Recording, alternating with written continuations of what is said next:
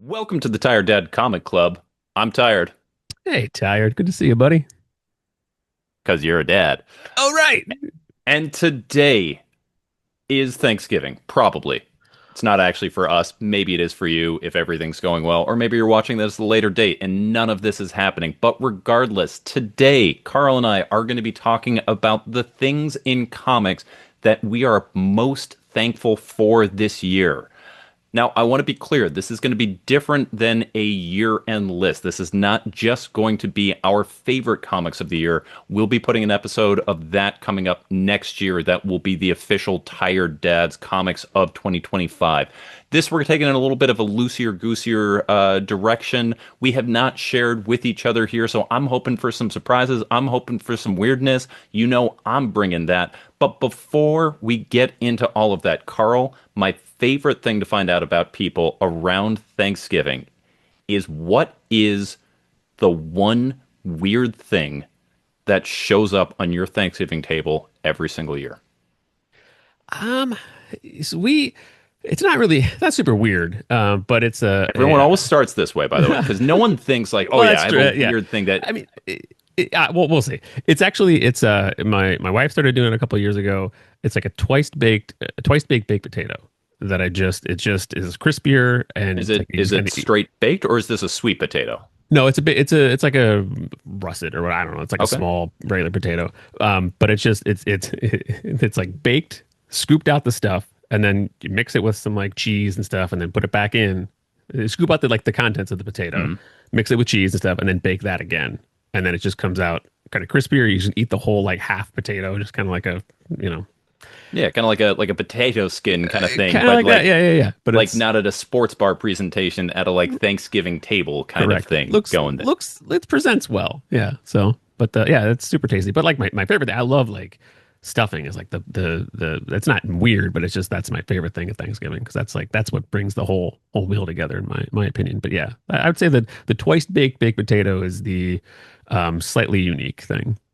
Now, as far as the stuffing, are you doing oyster stuff and you putting sausage in there? What are you just doing straight stovetop? Just put a box in, just get Well, that. like it's not quite stovetop, like homemade, like chopped up like bread. Like I mean, I would love to say I know exactly what goes into it because I'm not the one who's doing it. But yeah, it's like kind of like traditional stuffing, like homemade breadcrumbs, not homemade, but just chopped up bread and then mixed it with like there's some bacon in there and just deliciousness.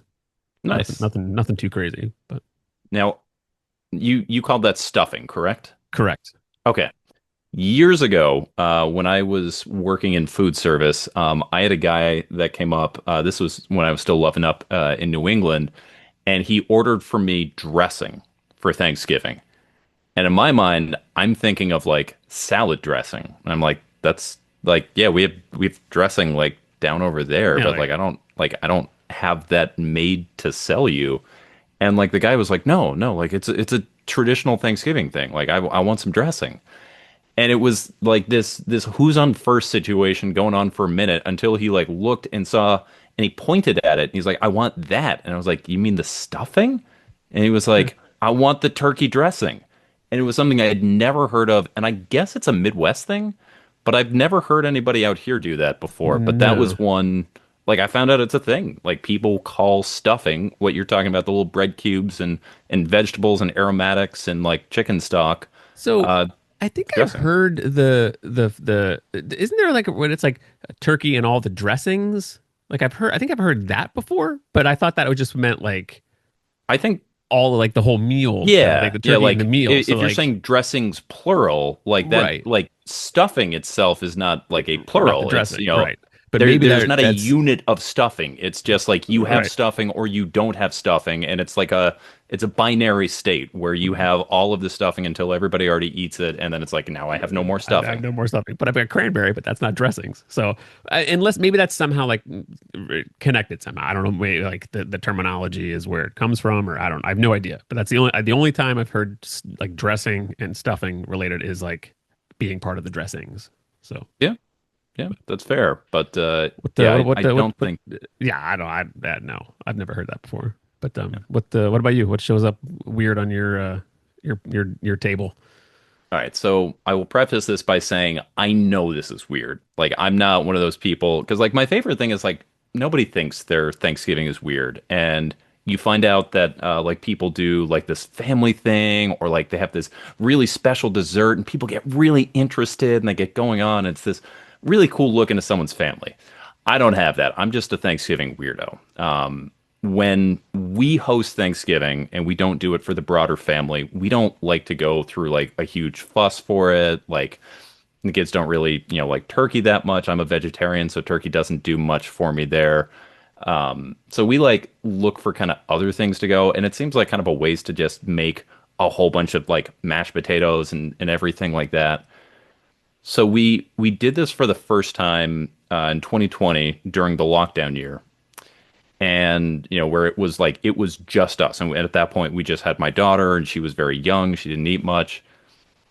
I have no idea where we came up with this idea, but we made Thanksgiving pizza, where take pizza dough. Now I love making pizza. I have a pizza oven, so like I look for any excuse to make a pizza. Yeah.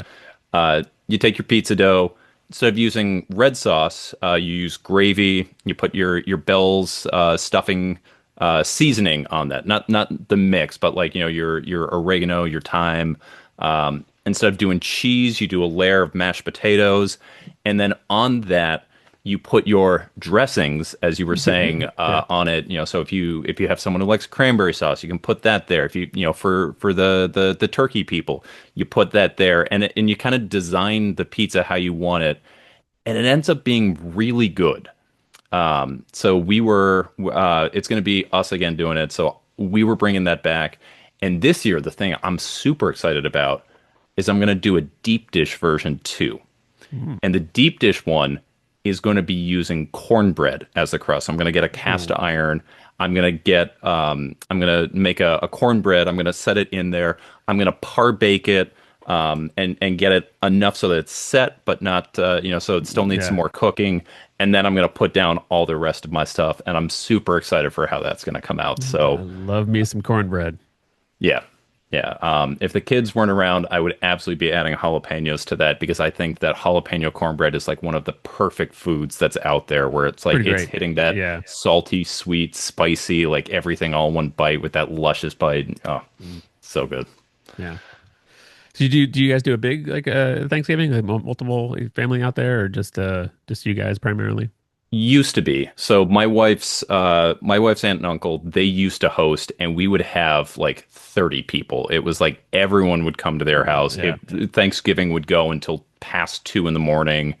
And now that their kids are grown and, are married and have their own kids, they're like, we don't want to do this anymore. Like this Yeah. is, you guys go figure it out. And everyone was kind of like, yeah, we don't want to take that on. And so we're splintering out. So it's going to be just my household family. So my wife, my two kids, and I, and then my mother-in-law and brother-in-law are going to be coming Nice. over for it. So just Yeah, six, fairly low key. that's good. Yeah, we it's pretty small for us that we go over to my wife's parents' house and we just kind of they only live like a half an hour away, but we still go over. We'll go over the day before tomorrow, Wednesday, spend Wednesday night, and that way we wake up, we're all there the whole day, and then we'll leave probably like on Friday sometime. But yeah, we'll sneak in a movie. We last year we saw Moana 2, but this year I Nice. think we're gonna go see Zootopia 2. I So was going to ask. it's Yeah. like it seems like that's the right, we don't go to the movies that much as a family just because it's like I just, there's so much to watch at home. It becomes like a production to go to the movies.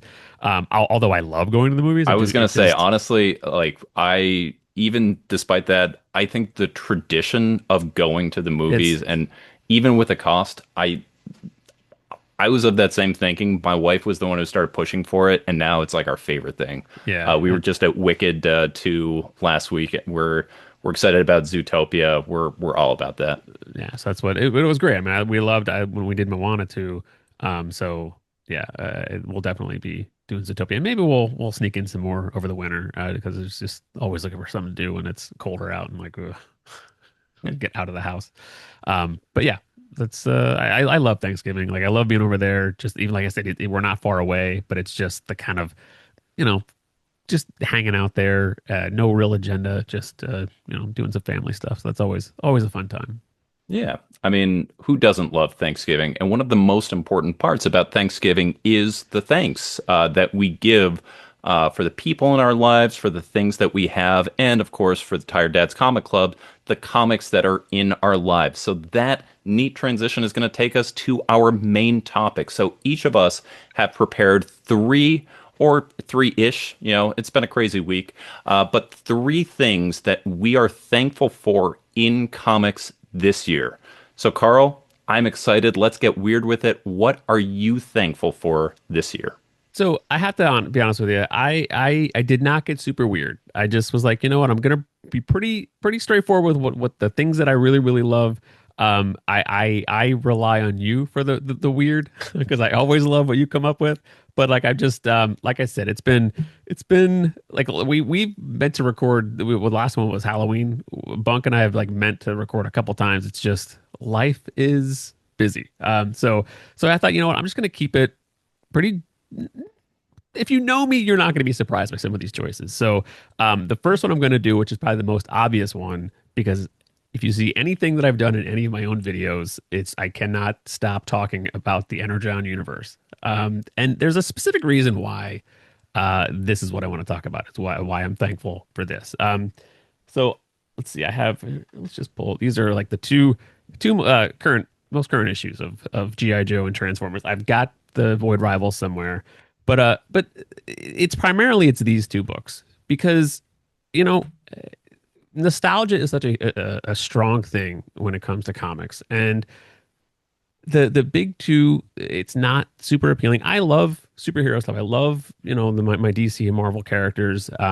But there's something very special about having the new properties or a new take on the GI Joe and Transformers, which is like go back to my roots of like I played with GI Joe so much, and it was by watching the cartoons.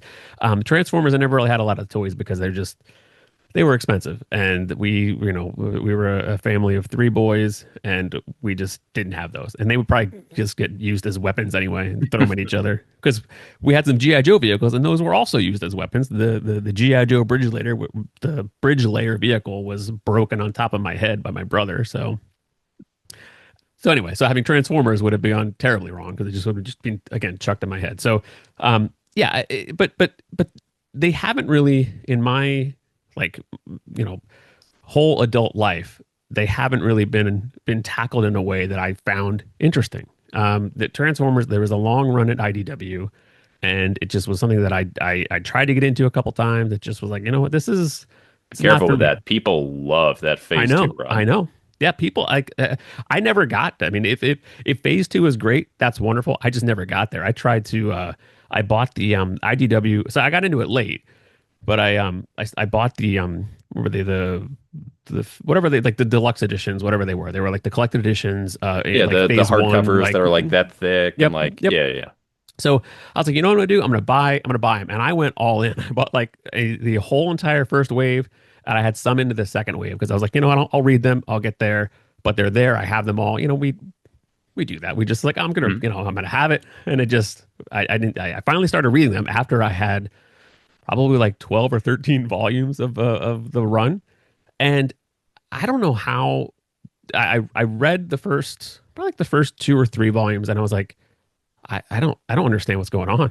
Like I don't like the way that they mapped it, the way that because there were a bunch of different character miniseries, there were like some character spotlight issues, there were multiple miniseries, and like the first miniseries didn't really have anything to do with the next miniseries, and I was like, it didn't build. I guess is what my like it wasn't an easy initial hook, and then it didn't build from like the thing that you just read, or at least I didn't see the connection. I don't know. Maybe I'm I just was gonna like say I I have not read this material myself, but the way that I hear people talking about it, I think we're gonna get some pitchforks going which up and yeah, I tried, guys. I really tried. And I was just like, maybe it's just not for me, and that's okay. And so, but thankfully, they are beloved, and I was able to sell them at a crazy amount of money. And I was like, oh, well, that's that's great because they were like out of print and So they're in Carl demand. is So thankful like, for scalping. yeah, Yeah.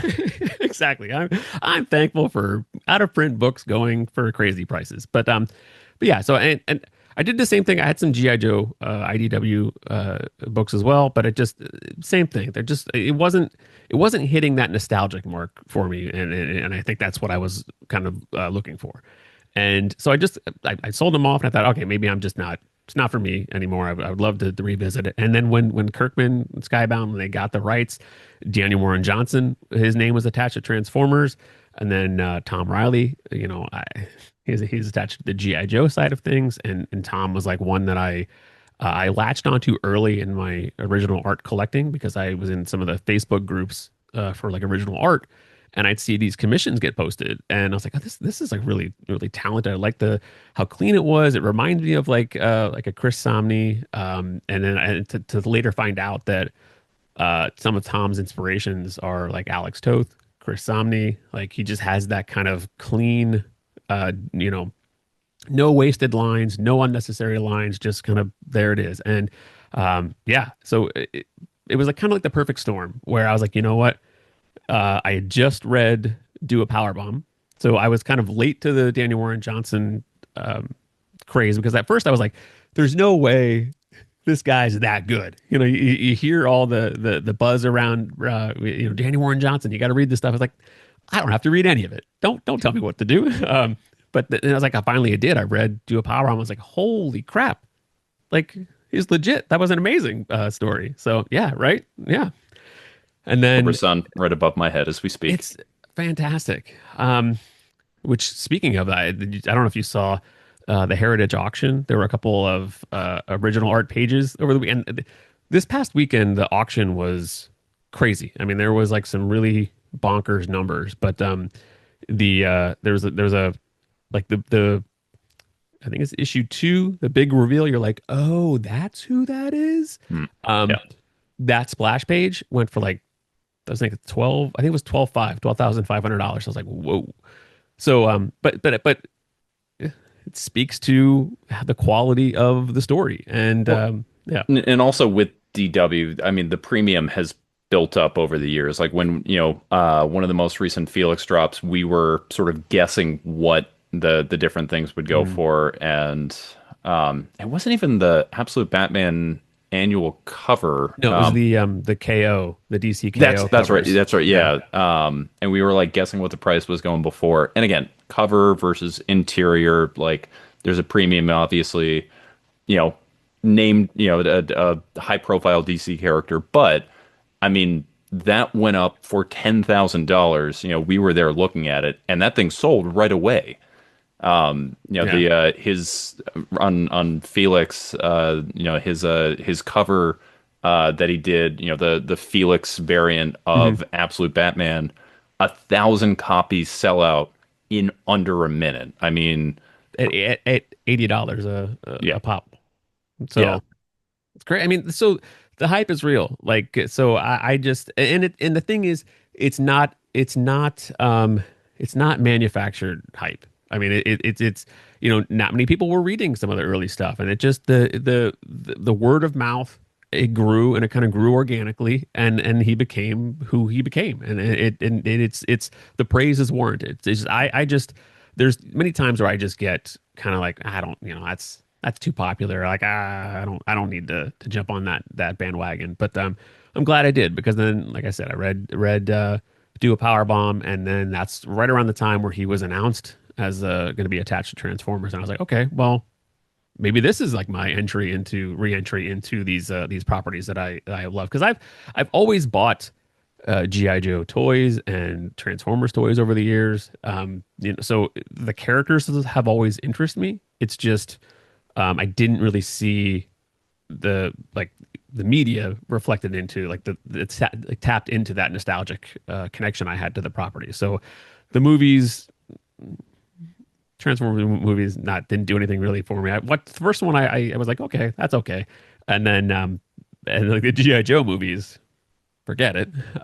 So it really is it's seeing these properties handled in a way that respects them, and it takes the characters and makes them interesting. Just for instance, Duke. I've talked about this before in some of my videos, but Duke was always, do you were you into GI Joe or Transformers at all as a kid? Was that like anything that was on your Yeah.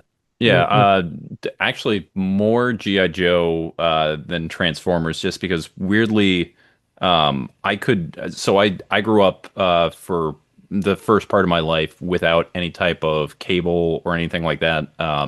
We just had antenna, and we were way out there, so it's like for instance, we didn't get Fox yeah where we were at, and so it was like that was like a big treat for me going out there. But weirdly, I don't even know what channel it was, but there was some channel that was syndicating like old cartoons, and G.I. Joe was one of them. So, like, at an early age, one of the few things I could reliably watch was G.I. Joe. And so that was like, that was one that it didn't stick with me as I Mhm. grew up, but that was one of the first ones that like I had yeah grown up and watching. and that's like the cartoons. Like I haven't watched the cartoons in years. Like it just those. I remember watching the GI Joe the movie, the cartoon movie, and I liked it. But the cartoons never really stuck with me. And really, what it was just my nostalgic connection to the characters, the visual look of things.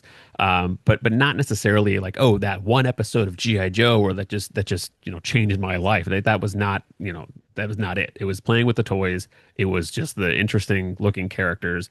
But Duke, leader of the Joes, was never really interesting as a character. He just was kind of like the vanilla military poster boy. You'd get the orders, go do the job, and not a lot Yeah, of personality to everyone him. was more interesting around it. Like Yeah, Shipwreck was there, and it was like, oh, Shipwreck. I Shipwreck's love. like, Yeah, it's like Shipwreck was great. Like yeah, like and Storm Shadow, Snake Eyes, like those were the guys that everyone liked. yeah, even like Duke even like was Duke was just there. yeah, Flint when they introduced Flint later on, like Flint was more interesting to me than Duke, like Flint and Lady J, and but anyway, so uh, to have them when they started the GI Joe side of the Energon universe, they focused on Cobra Commander and Duke, and they did mini series to focus on each of those characters, and I was like, wow, that's bold because like who cares about Duke? I was like, I don't know, whatever. But then I was like, oh, Tom Riley is attached to Duke. I was like, oh, I guess I'm a fan of Duke now. So I started, I read Duke, and really he was an interesting character. They took him as the military poster boy, and then he, if you're reading Transformers, he shows up in that series early on, and He's there with Starscream in right, issue one. two, If you second issue, yeah, issue two. But well, no, it's the issue one, the last page of Transformers is that's actually he's in issue two. So the end of issue one of Transformers is Carly's dad, and okay. then in issue two is when they're like he's like Starscream and Duke like I mean, like uh so on pay, I mean, like, but the events of whatever. issue Right, one are right. what set him off and why he's in, the office and getting like court-martialed and all of that. So wait a minute. We're gonna get stuck in the weeds here. So wait, so in issue one of GI or of Duke or of No, the event Transformers. that happens at the I assume if anyone's watching this, they know what it is, but Yeah. I'm still gonna be Yes. mindful of spoilers. Okay. Okay. Okay. The Okay. last page with Starscream of Transformers Correct. is an event that sets Duke off. Like, he's not pictured on that page, but what happens there at the end of issue one is what sets him off, and like that's the event that sort of So right. We're in agreement, but we're not because it happens in issue two. But it's okay. It doesn't matter. It's early on in Transformers. So okay. That's this when is the he least interesting conversation for anyone listening to about what people are thankful I for. know they're like these idiots are arguing with each other about like it doesn't matter whatever. Point being, the thing that happens to him is a very traumatic event that sets him off on his path of trying to figure out what's going on with these giant robots, and he becomes the guy who he goes from being the guy who always takes the order and does the thing. He's told to let this go, and he defies orders. So like the very first issue of the Duke miniseries, he's like no. So he breaks away from the military and goes rogue, And then he goes on this mission of trying to figure out what's going on. So right from the beginning, they break him down from being this military poster boy to an actual interesting character. So then they break him down and then build him back up, and I just thought that was like a very very interesting way to enter us into the GI Joe side of the Energon universe, and it's built on characters, and the whole thing is there's a lot of things that happen in comics now where it's it's done to sell this month's comic book, and there's not a whole lot of in the big two. Now, granted, I don't. I, you might you can tell me if I'm wrong. I'll put it that way.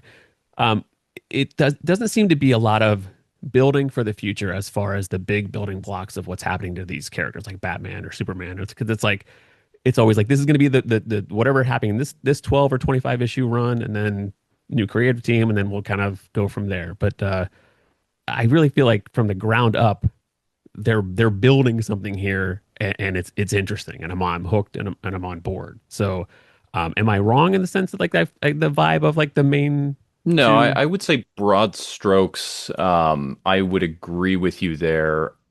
I, I, the I think you can always look at exceptions, but that's almost like the fact that we can so easily point to that shows so how that was such a big thing. Like the first thing that I think of with that would be Hickman's, Secret Avengers Secret Avengers, Fantastic Four, then New Avengers, and Avengers run, the Hick Vengers that leads into Secret War, is a story that he starts way at the end and really is basically culminating in a Fantastic Four story. And but I mean, to your point, in a month-to-month syndicated title like that, you don't necessarily always know how long you're going to be on the title. So even if you want to try and plant seeds, It's hard. you might not be there long enough to see those grow into fruition. Yeah, But that is what leads sometimes to the most interesting runs is when someone else comes in, takes those, and puts their own spin on it. Like, so for instance, Immortal Hulk right here is one of the most heralded big two runs of maybe the 20th century or 21st, whatever we're in now. yeah, And part of that is it's just because it's a great story. You know, it's taking Hulk into a sort of a horror realm, but part of it is also taking elements that were put there, and then sort of bringing them in. Not necessarily doing the story beats that were going there, but taking elements and sort of like adding those in. And I think that's why superheroes and long running mythology can be so beautiful, is because there is so much to glean from. It does also make it so that sometimes you're a little beholden to the continuity. So, yeah, if you do things wrong, people go, not happy yeah. with what you did there. But And the other that's good to know because like I said, we've talked about it before. I largely stay away from the big two just because I like yes, I can see over your right shoulder that you are very far away from the big two, and particularly DC. yeah, DC, Marvel, X-Men, Superman. No, but like we in the sense that like I feel like I've maybe it's closed-minded to think this way, but like I feel like I've read my kind of like favorite versions of those stories. I'm always interested in finding kind of like new voices in the sense of like, but that usually is in the form of like a mini series or a maxi series, something that's kind of easily digestible with where I am in comics. But that said, I do like the easy entry point into the Energon universe. It's like a clean, just start with Transformers, actually start Void Rivals, and then go to Transformers and GI Joe. Like it's pretty clean, and I think it's accessible, and I've enjoyed that because I there's a lot of things about the big two where it's not immediately accessible, and I tried to I missed the whole Krakoa era for the X-Men, and I was like I want to read some X-Men books, so I tried the what when they just came up, what are they called, the Out of Age the of. Ashes era, I Yeah, I think think is what they're yeah. talking So about. I tried one of the X-Men books, and which one was it? The one that Stegman was drawing, and Stegman, I think, was on was it Uncanny Adjectiveless or X-Men. Oh, was it? Okay, yeah. And I was like, okay, I tried it, and I was like, oh, this is going to be like a clean entry point, and it wasn't. I was like, what are they? Where are they? What's happening here? Like, it was fine. It just wasn't what I wanted. Like, where's the school? Where's Xavier? And that's me not knowing like the whole run that came before. So it's not like I don't fault them for that. It just wasn't necessarily what I was looking for. So, um, which is fine. It's just I like the clean nature of how GI Joe and Transformers is very, but you still get that world building, which is happening, and yeah, I it's just like kind of went off on like a tangent of like a critique on the big two, and it's not really that. I like the accessible nature, but it's the GI Joe and Transformers stuff is scratching the nostalgic itch that like I love about comics. And like that's the big part of what when it comes down to what I'm thankful for, I'm thankful that there is that comic out there that is like a big adventure type thing that really also taps into my nostalgic youth. So yeah, in a long-winded way, with a critique about the big two, that's what I'm thankful for in the sense of what I'm reading in the Energon universe. Nice.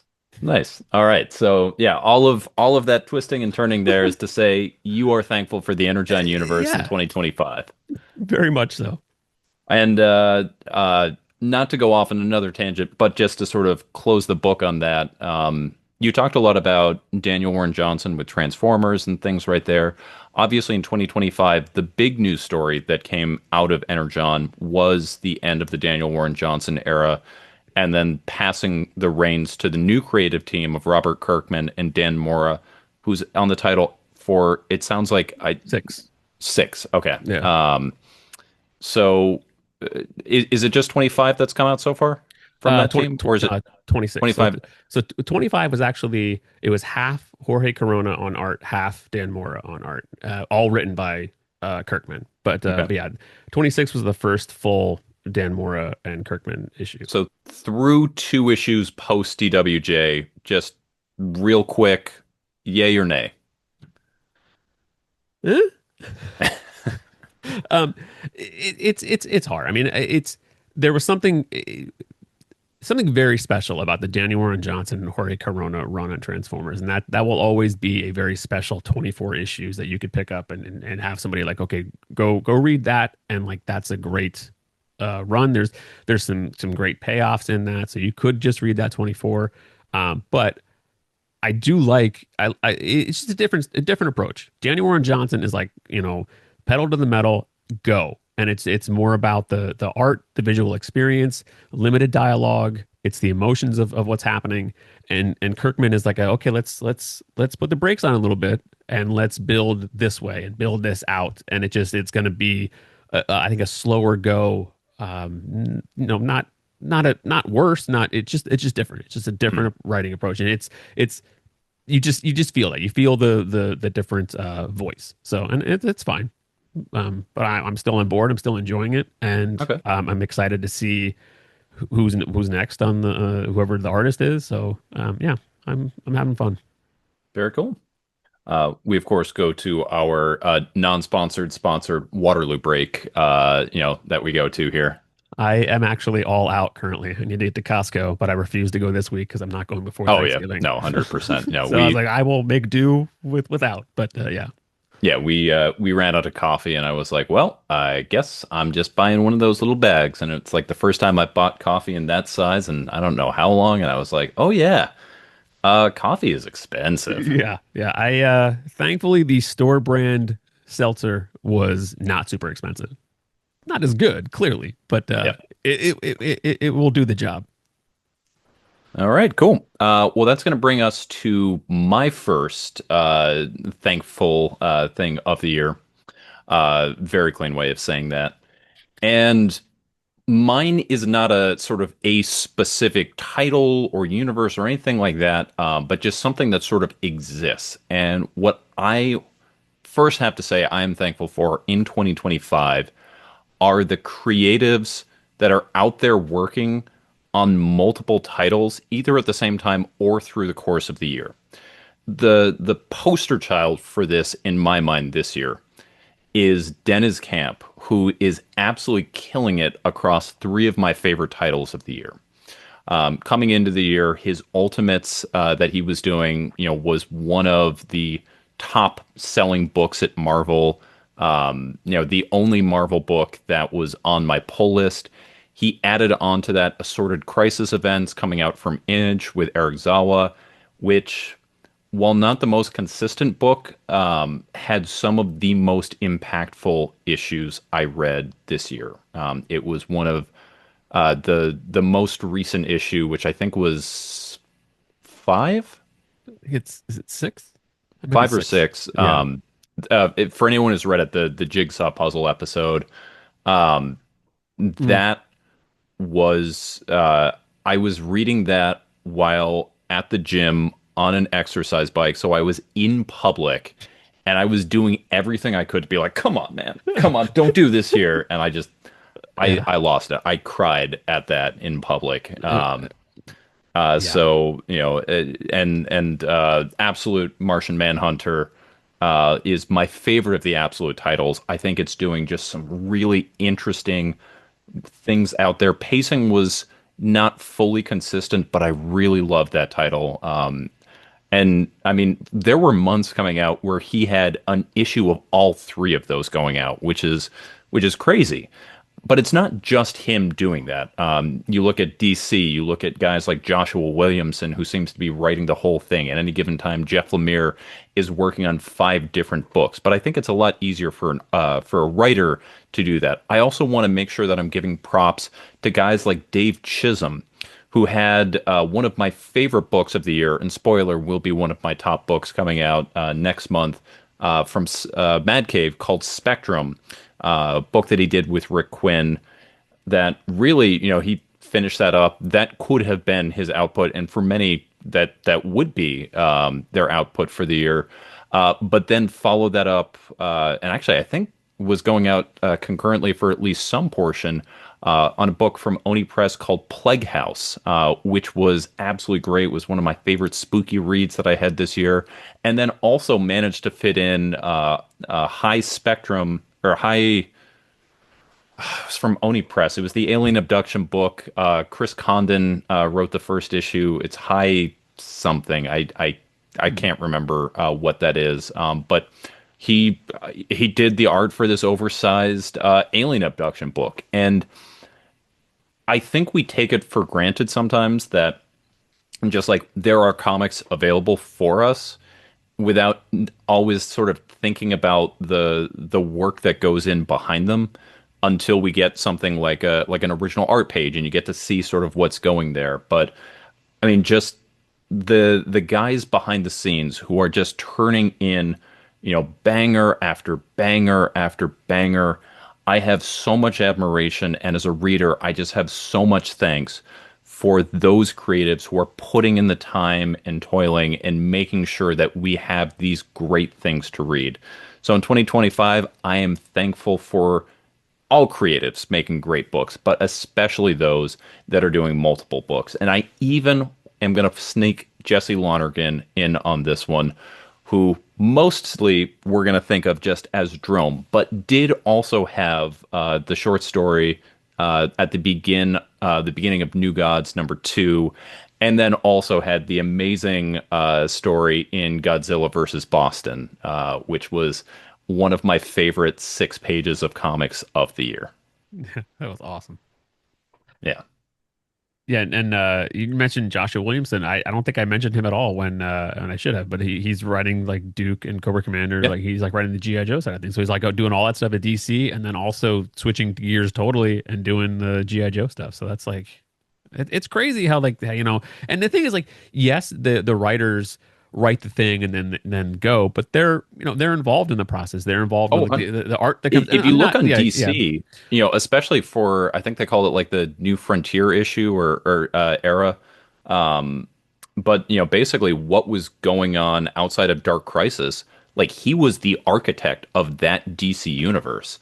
I mean, he is, as we speak, DCKO #2 comes out tomorrow. He's co-writing that with Scott Snyder.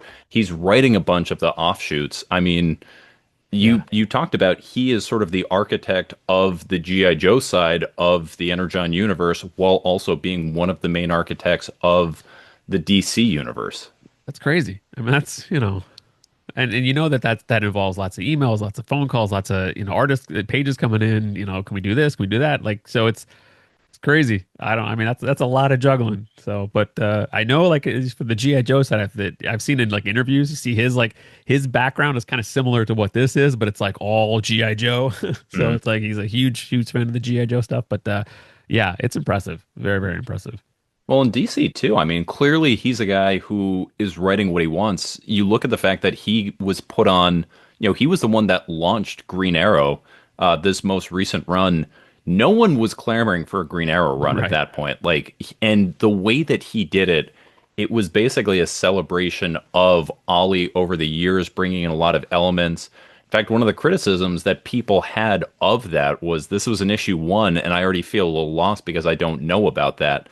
Now, should we be applauding that? Maybe not. But again, to your point, it just shows the love that he has for this character and these ideas that clearly he's had for a while and wants to bring about for it. That's what you piggyback on that. He had a GI Joe idea notebook well before Kirkman Skybound called him. Like he was like, "Oh, if I ever had GI Joe, this is what I would want to do." And it's like, so he had this stuff ready to go, and it's yeah, that's just impressive. All right, cool. Well, that is going to bring us to number two. So I think I'm So, gonna, yeah, what? I'm gonna piggyback kind of in the same vein, but it involves voices, voices in comics, and they're the new voices that I've discovered. Um, Maybe one that you mentioned that's pulling some three titles is one that I would want to talk about, but I'm gonna save talking about Camp until we maybe do our year end favorites because maybe one of those three, two I of would those also three, push back maybe. on Camp being a new voice. Camp has been No, doing no, this no, for. no, no. I mean to me because Okay, okay. it's I was yeah, going to say it's I solely have an issue no. of Maxwell's Demons right over there that says otherwise. Yeah, no, because my journey, my this kind of leg of my journey in comics is only maybe 2 years old. Like I had a long gap of, I mean, I was doing like some of the DC stuff with the Snyder and Capullo run for a while, and then I kind of dipped out. But I wasn't really reading anything else. A lot of the indie stuff was never on my radar, just because I was like, I don't know what it just I was not plugged into what was going on in comics. So there's a lot of voices that have well established, but the exciting thing and what I'm thankful for is that I get to discover a lot of these voices that are well established. So, but yeah, so Camp's one of them. But what the other one that I this is just a very very recent thing, and also it kind of piggybacks in the what I'm thankful for is what these voices are doing that's creative in comics. And I don't know if you have read this yet. I know you have this, but so we're going to Wow, talk putting me about on blast like no, that. no, no, no, no, How no. dare you, sir? I read every comic I What, buy the but second I get them. There is do not a single book here, there, or anywhere down in this basement that I have not read front to back. How dare you, sir? well, okay, I apologize, but have you read all of your deck of cards? I have not even opened them yet. Again, because I need to send those off to go get Get CGC. it slapped. So Yeah, yeah, so we're talking about and I always get the names. Like I said, this was W. Maxwell Prince, right? W. W. Maxwell Maxwell Prince Prince, and Martin Martin Morazzo, Morazzo. Chris O'Halloran.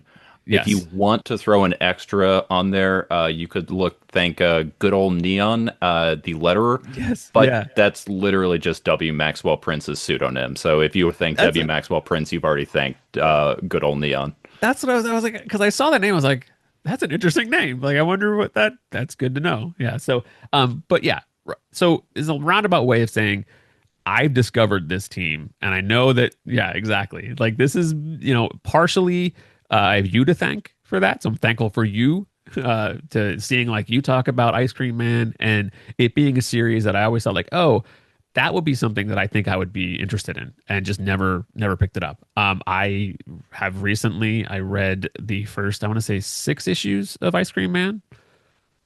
I like it. That is like it's the exact kind of thing that I'm looking for in comics. I like the anthology-ish nature of it. You know Mm. that there's and I don't know if there are other threads that come in later on that kind of stay. But I mean, does It's it primarily? it never stops being an anthology. Okay, okay, There is a especially through the beginning of the book, there is a loose mythology. I won't even say like loose plot. There's a loose mythology that's there that kind of has gone away from. yeah. You, you said you've read the first six issues, so you've met Caleb then, right? Terrible with Who names, but the man in black who stops oh Ricardus. yes, yeah. So that was I think. I think he showed up in like the last issue that I read. I'm not sure, but So it was somewhere in there. Yeah. so they'll flesh out some more of that a little bit, and you'll Okay. get some more of that, and then it's gonna like go away. And then yeah. Um, so it's it's a book that's very much meant to be the horror of everyday lives. So it sounds like what goes away is the stuff I'll be fine with it going away and sticking with the stuff that I really loved about the first couple issues because it's just these random stories of like you said the horror of everyday life and like that's the kind of stuff that um was not present in my comic reading anything and that's it's awesome now part of that piggybacks on my experience with assorted crisis events so it's like that kind of their everyday life kind of things and that's what reading assorted crisis events made me like okay it's time to check out Ice Cream Man but also what I mean I know I'm all over the place but the the Kryptonite Spectrum, Superman, the Kryptonite Spectrum that they're doing at same creative team doing a 5 issue Superman story, and it was the kind of like the signs were all pointing that I need to I was reading Assorted Crisis events. I knew your love of Ice Cream Man, the art, and then Kryptonite Spectrum came out. I was like, oh, I'll check this out because that's that creative team really enjoy that series. And then yeah, so it's all kind of like this. It all happened at once, and they released this deck of cards, which is such a unique thing. And it's I don't know if I won't. I'm not going to spoil anything. Like I'll just show just like the Yeah, like it, for anyone who doesn't know, what Carl is talking about here is the Mortal Coil Ice Cream Man, the the Mortal Mortal Coil Coil Shuffle, Shuffle. which is a comic book told over 52 pages, which are the cards. Yeah, and it starts out that these kids are playing a card game, and then you read the text there and you follow along their story. It starts out with them playing the game, and then you just kind of go through. And there's some. I'll just show the first two cards because the second one gives you a good idea of what the things that they are numbered, so that's good. So in case you ever like, Oh, and it says very clearly. That's one of my issues with it. It's called the Mortal Coil Shuffle, and then on the back it says "Do do not not shuffle." shuffle. It's like, Right. what are you doing, man? But thankfully, they are numbered. So like they have like this is like the this is 2 of 55, but they're modeled after like magic cards. So like the look of it feels like it's yeah. This is Lever of the Hearth. It's stereotypical dad, tyrant king, and he like leaves the dad leaves. Um, but but that's what it is. It's story about this family. These kids are playing a card game. The dad goes away and it follows their story, follows the family at home, follows the dad. And it's super creative. And like, this is not something that I would expect. I did not have this on my 2025 bingo card at all. And I didn't even know that it was coming out. I found out about it like pretty late. Like I saw, what did I see? Like I think I saw an article on it that it was like somebody mentioned or whatever. And I was like, maybe it was on a YouTube video. I have no idea where I saw it. I was like, but that is really interesting. And also because I was reading Kryptonite Spectrum, because I had read like the first couple issues of Ice Cream Man, and then I was like, oh, I need to get one of those. And they were hard to come by. I was able to find, I went online and found like a web, They've store also and, said like, that they will not reprint them. So, correct. Yeah. which makes sense because they're super expensive to make. Like, and Right. comic shops aren't clamoring to get their back issues of a deck of cards. Yeah, and my comic shop, he was like, I didn't see that. I didn't see the solicit for it because like he just thought it's not super clear like that it's actually Yeah. like an issue of Ice Cream Man. It's is it a game? It's just like because they do all that stuff all the time where it's just a branded whatever. Like, here's Batman whatever. Here's so it could just be a deck of cards with Ice Cream Man characters on it and that's it. But it actually is a very very unique item that I'm glad it was only $10. Now I guess it's going for more. But yeah, it's super super cool. But the one more thing because why not? Uh, when talking about Kryptonite Spectrum, are you current on this? Have you read, or at least Uh, like somewhat current? I've read, I think, through three. Okay, okay. So yeah, so The one that you had the page for, I have not read that one yet. okay, so that's issue 3. So Oh, that's the one with Shazam. okay. Then I guess I'm at the end. I read through two because Captain Marvel shows up in that, and then he's on the cover of three.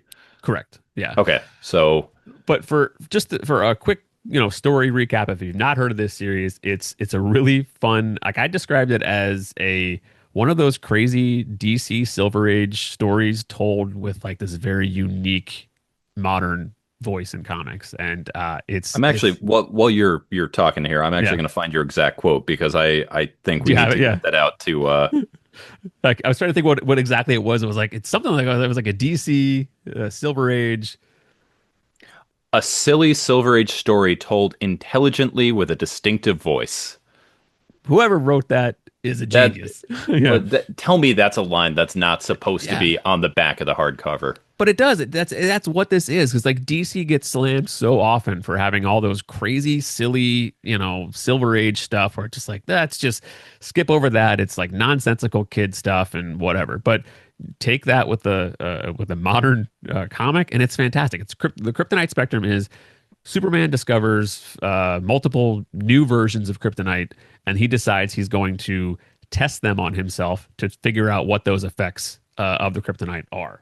And it's trippy. Like the I don't know I don't know whatever. I won't get into spoilers as far as like what each of them does, but it's really interesting. And each issue is very very different, and it kind of has that like kind of like an Ice Cream Man thing where it's like it feels like an anthology even though it is a connective thread. It just each issue is very different because Superman is dealing with some unique different power set or whatever, some effects of this kryptonite that happens to him. So yeah, I it's phenomenal. And it was like all those three of those things, like the kryptonite spectrum, the cards, the art. But I will show this because I do have the pages here if you would like to see the pages that I Please have. show it off. While you're getting that, your description of that, just the way that it's sort of taking the goofiness and the silliness of the Silver Age and sort of bringing it into a modern thing is exactly the same reason why I love Superman's pal Jimmy Olsen, Who Killed Jimmy Olsen. This is one of my favorite comics of all time, and I think it does a beautiful job of what you're saying, where it's saying, yes, he did turn into a turtle. Yes, that was silly. Yes, it was also awesome. And let's go ahead and celebrate that. And so that's a lot of what you're talking about Mhm. with that is present, where they're saying, yeah, Superman had a lot of weird kryptonite. In fact, like the pink one, we don't talk about that because that one is not PC by 2025 standards. They're like, what if we go real weird with it? Yeah, and it's awesome. And the one of the like we talked about this privately, but so Superman is on this roller coaster ride of all the different effects. So he's kind of like along the ride of the plot, but the person who's like driving the plot forward is Batman. So Yeah. it's a Batman and Superman story because Batman, but in issue 1, Superman goes to him and says, "Hey, I want to test these kryptonite on myself so I know what they are, but I need you to help me to help me get through whatever crazy stuff happens. I'm going to rely on you to get me through it." And so Batman's really the one who's, you know, guiding I, him along this I journey. think I described it as Batman's the main character, Superman is the plot. Yeah, yeah, exactly. Yep. So that's why it's kind of crazy to think like, oh, the Superman, the Kryptonite Spectrum. Like clearly, Carl, if you bought a page, you bought a Superman page, right? Right? Superman, right? No, I bought a Batman page, and it's a Batman, and I'm not showing this on my channel yet. I did filmed an unboxing, but I just haven't put it together because editing is annoying. So, yeah, it's a great establishing Bat Cave scene. And what I love, one of the really things I love about this page is so that you've got that like old golden age kind of Batmobile over here, and then on the other side you have the Tumbler from like the Nolan films. Yeah. So like that's a great way of just visually showing that it's celebrating the past, but also there's the modern take on Batman. And but the dialogue in here is witty. It's it hold on, I gotta get this out because I don't have it memorized, but The Superman robots, I I think people would be making a much bigger deal about Bruce's dialogue with the Superman robots if we hadn't just had Superman come out and we had I can't remember what the name of the robot is there, but I think yeah, because the robots are absolutely hilarious in this very dry sense of humor, against Batman, who is not particularly funny. Not no, but it's but you get like great dialogue. There's great dialogue between Lois Lane and Lex Luthor. There's great dialogue. So yeah, so this is on this page. This is what this page is there. Which by the way, I also have this page, which is right here. So I have there's a whole scene that happens. This 2-page scene that happens in the Batcave, and I was like I can't get just one, right? I just got to get them both. Whatever. That's why I'm broke and need it's like the life of an art collector. It's like whatever. All right, so Batman is talking about or Alfred's talking about the effects of the kryptonite. He's like, oh, how imagine what it would be like the elements of your own home is what's causing you pain and suffering. And Batman says, I live in the mansion of my murdered parents, which I've left essentially untouched for 3 decades. I think the clinicians call it trauma. It's just like I love the dialogue. So like Yeah. it's got such a so Prince has such a like unique dry sense of humor, which I love. I love seeing that. And then the art, the whole story and their work is just a mood in of itself. And like I'd like give me more of that, pump it into my veins. I love it and I'm hooked. And I get why there's a page on the wall behind you from Ice Cream Man. So So two quick things yeah.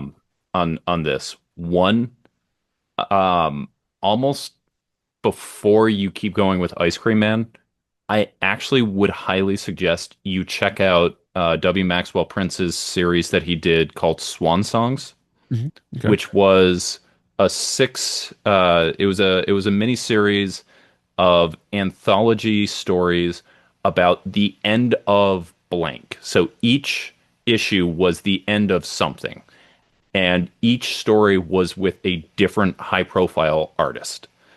And so the first one was with Martin Simmons, and it was the end of the world. And it's basically the story of like it's the apocalypse, the world is ending, everything's going to it, and this son is with his mom, and the only thing that she wants is like a flower. And so it's his journey through this like apocalyptic city to get his mom a flower. And it's all the W. Maxwell Prince stuff. The second issue was like one of my favorite issues that year. It was by Caspar Wingard, who people may know right now from Power Fantasy. He did Homesick Pilots before that. And it's about the end of a marriage. And so you get right in basically the couples getting divorced, and they're being sent, not the sentence, but like they're going through that. And they what they get sentenced to as part of this is never-ending shifting combat style. And so through the course of this issue, you get different styles of them fighting to the death. So like there's one where they're samurai and they're fighting, and like the wife beheads the husband and his head goes down there. But all while this is happening, they're relaying the relationship through their own eyes and sort of going over the different moments, and like you see it, and then like each of them is sort of putting their own spin on it. And so it's not just like this it's sort of showing like divorce is a culmination of things. It's not a single event, but it's Yeah, something that's it's going there. Beautiful story. I really, really like that. And the rest of the series is really strong too. I think you really dig that. yeah. Um, but the other thing, and this was, I want to say this a while ago, but I didn't want to cut you off. Sorry, yeah, yeah.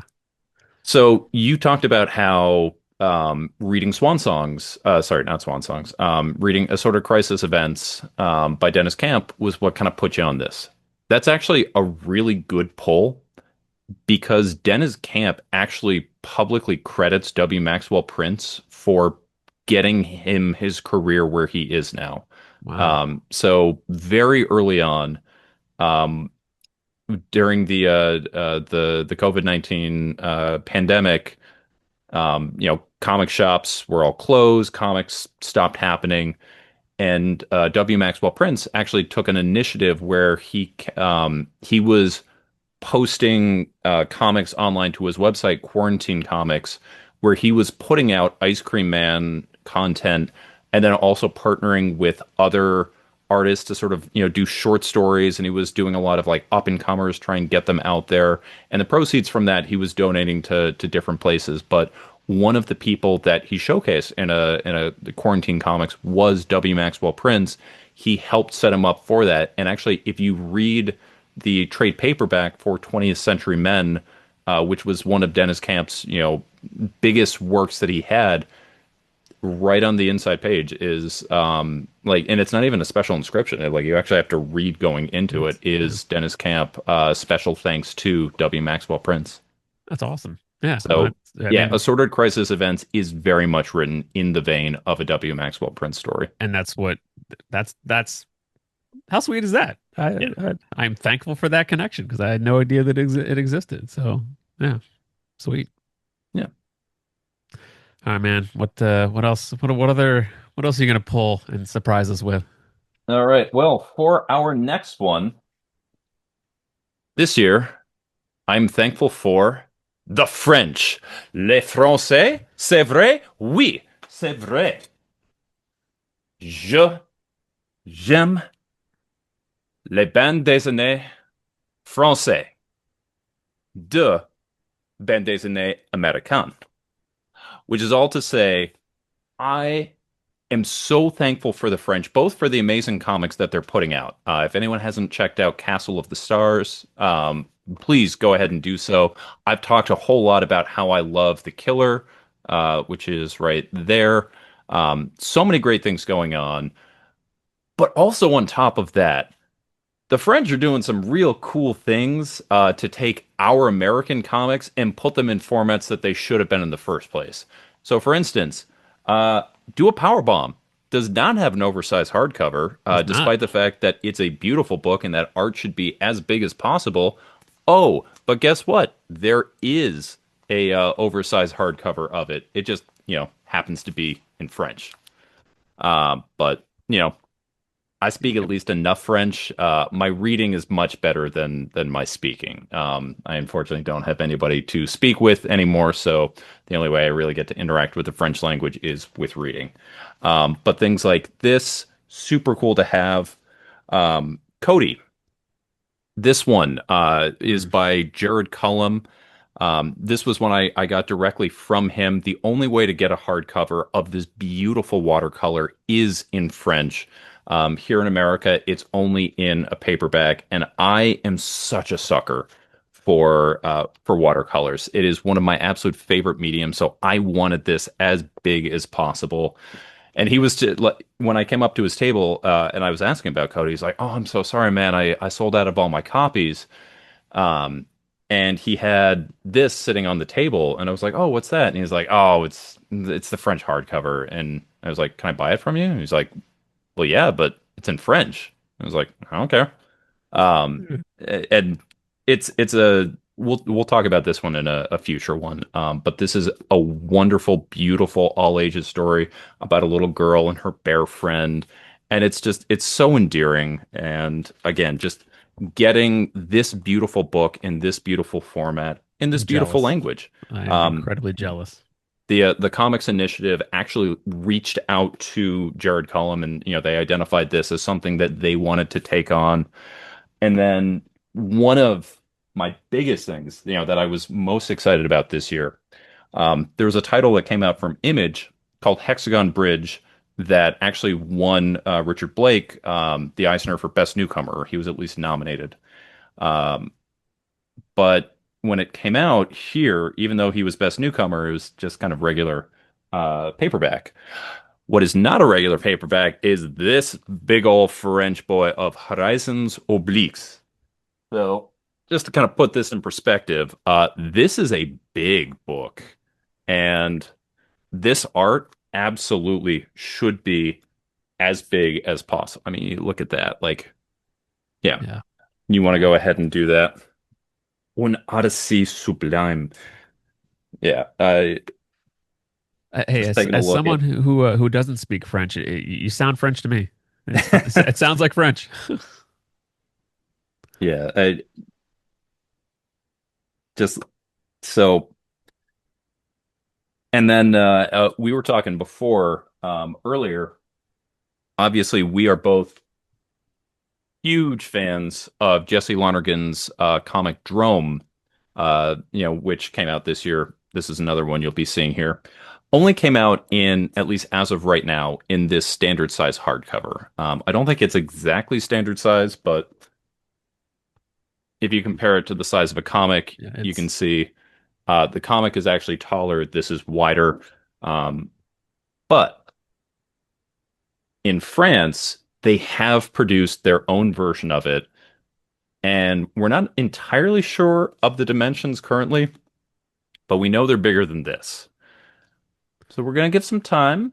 We're going to give some time to the Americans, but if they let us down like they have with so many other books in this market, uh, we're going to be going to France and getting some Drome. I will piggyback. I will get one of those as well because I mean, there's not a lot of words in there, and it's like I don't even need any of the words that are in there. But yeah, But yeah, and I I'm very thankful for sort of the French culture and the importance that they are putting on preserving these works. They're bringing American cartoonists on over, and I think that's wonderful. And the fact that they are beating us to the punch of some of our books, I think is really cool. And it's producing these sort of pieces. Like I love being able to say like, "Hey guys, check out my hardcover of Do a Power Bomb," and seeing people go, "What?" yeah. I've seen that book many times now, Bunk, on the random shows that we've done together, and I've seen it multiple times, and every time I'm jealous. So thank you for bringing it. I'm thankful that you brought it here again, so I can Hey, see it. Yeah. that's what I'm here for. So, but Jesse actually was over in France Yeah. like Yeah, he last put month. that Yeah. he put So up the Patreon post about him going over. yeah, It which looked is like an great. awesome Like thing. they're And having again, that's what I was talking about with sort of the comics culture there was they identified Drome as something that they wanted to do. yeah. So they brought him and then Emma, I think it was Emma Rios, was with him. And she's the one who did my book of the year last year, Ensuelo. So very good company there. If they come out with a French language huge version of that, because I absolutely, actually, I don't know why I'm pointing over there when it's right there.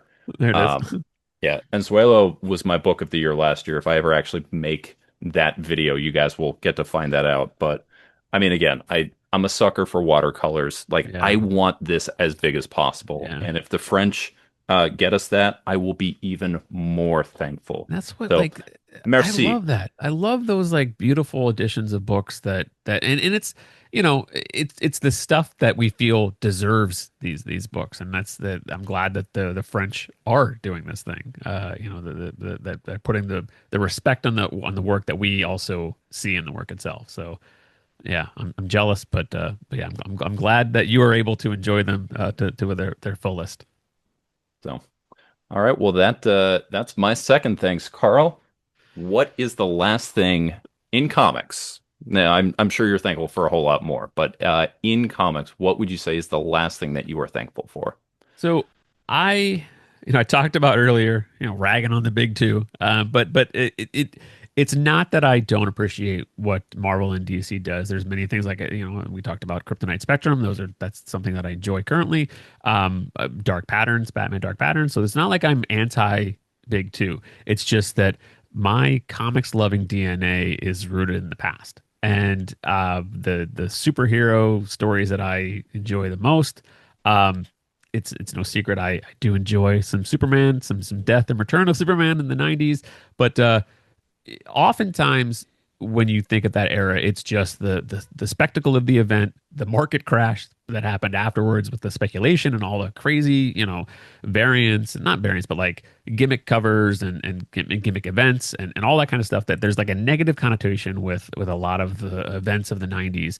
But really at its core, they were doing some amazing Superman stories at the time, and they're still some of my favorite. I mean, I would call them the best, but again, that's an opinion. But finally, in the past like couple years, they started doing the Triangle Era Omnibus, which is that era of. So this is the first volume that came out last year, which is the post like burn, like the post crisis and then post burn Superman run. So it started with volume one, and they released volume two this year, which I cannot tell you how thankful I am that these exist, because there's so many good stories in here that I'll piggyback and kind of incorporate the first volume as well, because it's all this stuff that leads up to the death of Superman, and it's the stuff that gets overshadowed because of like I said, the big the gimmicky nature that it always gets labeled as the death of Superman. And really that story gets saddled with unfair criticism. Now, yes, there was speculation that happened. People were buying, like, the millions of copies were sold of the Superman 75, and then the return of Superman with all the replacements, and it was the public got a hold of it, and it went crazy. But at its core, it's still a great story. And what they were doing at the time was the anti-hero was huge in the 90s. You had like the Punisher, Venom, Ghost Rider, all that stuff that was very, very popular. Spawn, the Image stuff was happening. Superman was kind of feeling outdated, and it's like, why do we need this Boy Scout to be this?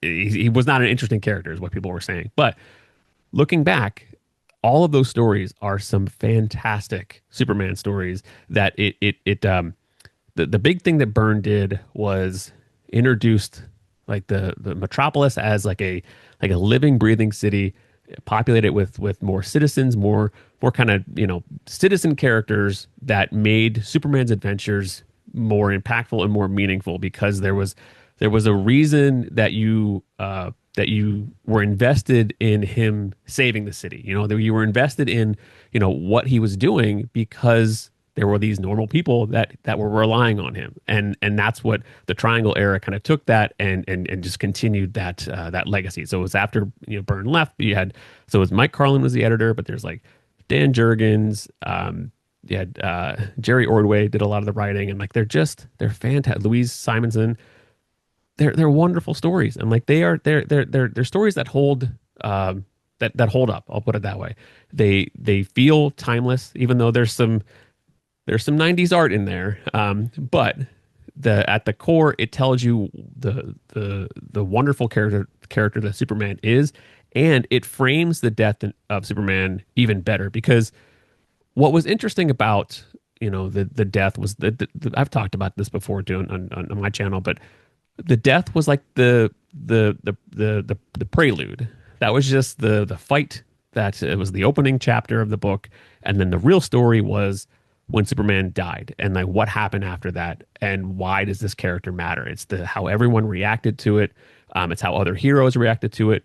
But in these volumes, you get to see Superman as the leader. You get to see Superman as there's a story, Panic in the Sky, where he rallies all of the heroes to fight Brainiac to stop this. The Brainiac is coming to annihilate Earth essentially. And Superman is the one who rallies everybody, and you see him as that unifying force and the strong character that he is. He even gets Deathstroke on board to the plan to help out. So I think it was not unintentional that they took kind of like an anti-hero at the time, like Deathstroke, and partnered him up with Superman to show like that Superman had the street cred of getting the anti-hero to help out.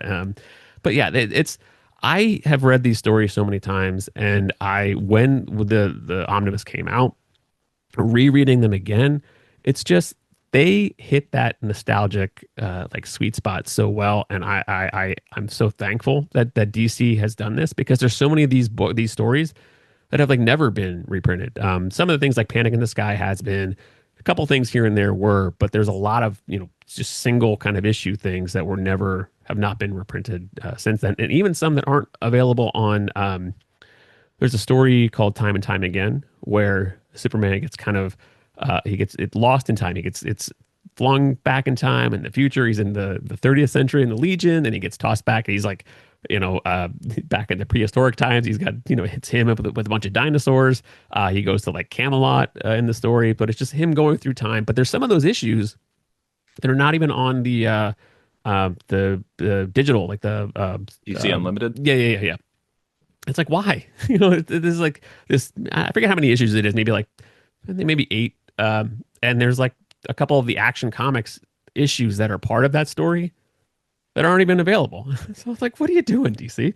So to have them here reprinted is, I was so excited. And this is like probably the Triangle Era Volume 2 was the book that I was looking forward to the most, just because I love them so much. And there's some that I've even the issues that weren't on DC Unlimited, I've found online because I didn't have, I was like, come on, DC, what are you doing? Because I did a read through of some of these a couple of years ago, and I was so frustrated. I was like, well, I need to read this issue of Action Comics. So, and a lot of those single issues I just never had. I came on to Superman in the death is kind of what hooked me in. And then I was able to get some of the things that happened before, but a lot of the stuff I never owned. And so to have them now collected in edition that looks great on the shelf, because that's part of the appeal, and to be able to read them is awesome. So I am super excited, and I need them to come out with the next one. And there is, so they're doing the Man of Steel. They're doing like an absolute, I think, of that. And there's a Superman and Exile and other stories, which that was going to be because at some point, like, that's the next one after, right, presumably after Triangle 3, right? So it's again, why they do certain things the way they do it, I don't know. But so they released the Exile and Other Stories omnibus, and I didn't buy that one because it felt like an island. It was like, they're good stories, but I wanted this. I wanted like a complete run of Superman stories. The problem with omnibus collecting is by the time that they get up to that, Exile will be out of print, and then that'll be going for all those prices, and then those other Carls who've been sitting on them will be able to sell them, and you'll be the one picking up the tab on that. So like I did with the Transformer stuff. That's what I was referring to. Yeah. So Flipper Carl. So anyway, so they came out with the second printing of the Exile book, and I still haven't gotten it. I'm sorry. But there's still a gap. So there's Superman, Exile, and Other Stories. Then there's a gap, and then Volume 1 of the Triangle Era starts. So they are coming out with a Brainiac one later this year, I think. But it doesn't have all the story. I don't know. It doesn't have all the stories, so I still don't think it's going to be a complete volume, like uninterrupted run. So that's why I've kind of thought, if I just start with the Triangle Era and just do those, then at least that in my brain is like, okay, I have the run from there. But I would love to have them then do like take these and then do like Road to the Triangle Era and do like reprint the Exile as like, I don't know, like a Prelude Volume 1 and a Prelude Volume 2 and then Triangle. I don't think they're going to do that, but my collector brain would much rather see that on my shelf than Superman, Exile and Other Stories, and then this like Brainiac one, and then Triangle Era Volume One because I like a clean run. I don't know. It's a there's something about having the spines be the same and be it Volume One, Volume Two, that's very appealing. So anyway, I they can do that. They don't have to do it, but I'm just thankful that they're doing this. So now this needs to be Volume Three now, and I'll be even that needs to happen, and I'll be happy. All right, cool. So I guess that brings me to Grand finale. Yeah. my last thing that I'm thankful for, and this is actually not even directly related to comics itself. Um, Flashback to June, and I went to Heroes Con down in Charlotte, North Carolina, and this was the first convention I've ever traveled for. This is the first convention I've ever done with other people, for the most part. Years back, we have a little one here in town that I went with, like my brother-in-law, like kind of went, and then I was like, all right, I'll see you later, and kind of circled back. But normally when I go to cons, I go by myself. It's kind of like my weekend to myself, and that's how I've always done it. For Heroes Con, I went, and not only was I meeting up with a whole lot of people that I knew online, but I'd never met in person. I was actually rooming with one of them. There's David from Panel Bound Comics, not a sponsor, just he is a guy who is doing that. He was a late addition. I had an extra bed, and through the grapevine, it got out that I had that, and he was like, "Hey, can I crash with you?" And I was like, yeah, probably. I hope you don't murder me in my sleep. He's like, I hope you don't murder me in my sleep. And we're like, hey, Okay. Yeah. we're not being murdered friends. Yeah.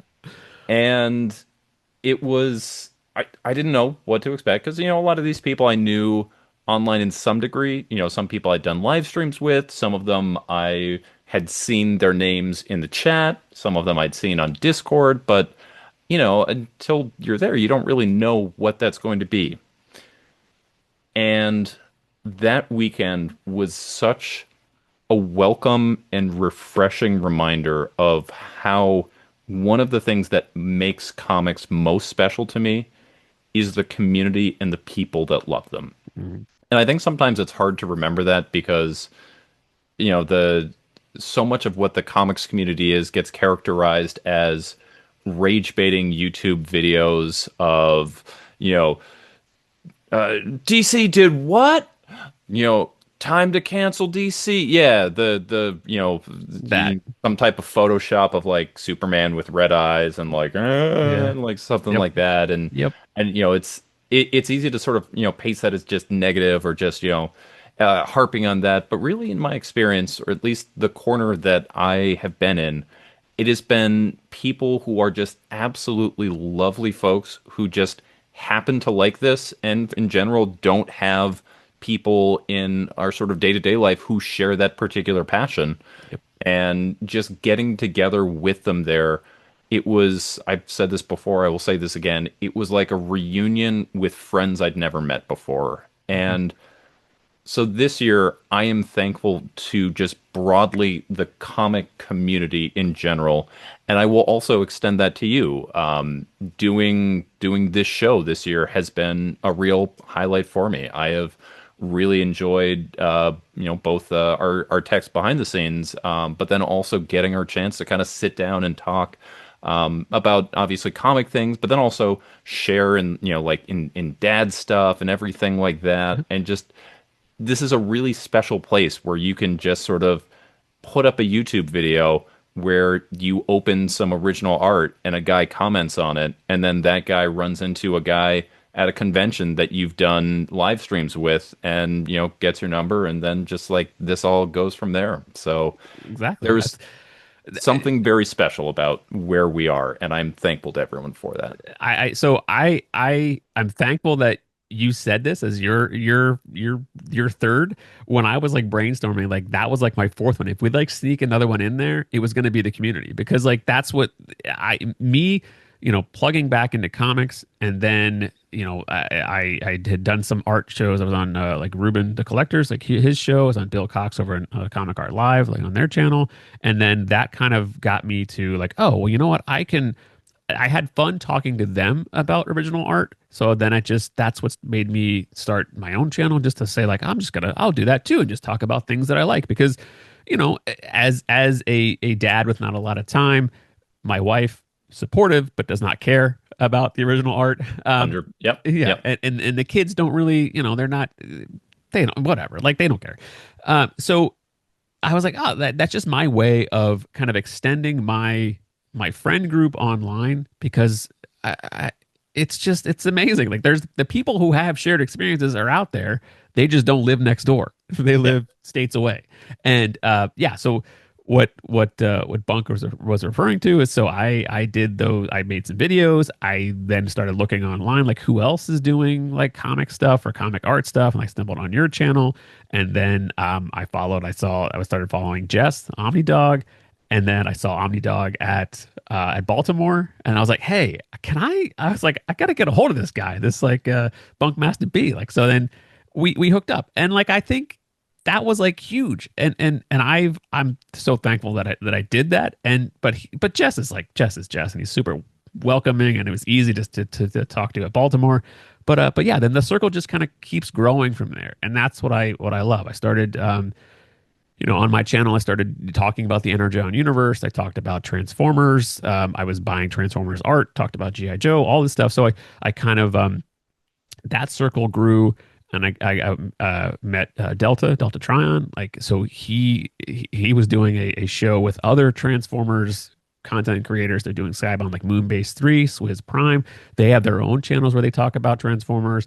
And then I got hooked up with them and started doing this Teletran tapes, which is every month we talk about the latest Transformers issue. So again, like the circle just grows even further from there. And now, meeting Delta through Transformers, then he was doing a video that you helped him with. So now we have this other text chain that we talk about. And it's just like, I love that. And I would never have suspected that would come out of me just saying like, hey, look at this thing that I bought, that I like, that I enjoy, and it just grows from there. And yes, I still love buying comic art. I still love sharing that, but it's not even about the videos that I post. It's about the conversations I have, like it just through our text, our normal, texting. Like it's that stuff that if YouTube at this point didn't exist, that's fine. I've made friends just through making the videos. I will still continue to do it. I'm not saying I'm stopping. It just I love that the ability to,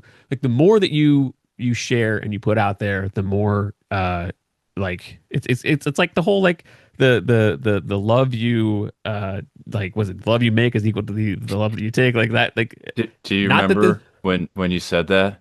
That was really that cool. was really cool. Yeah.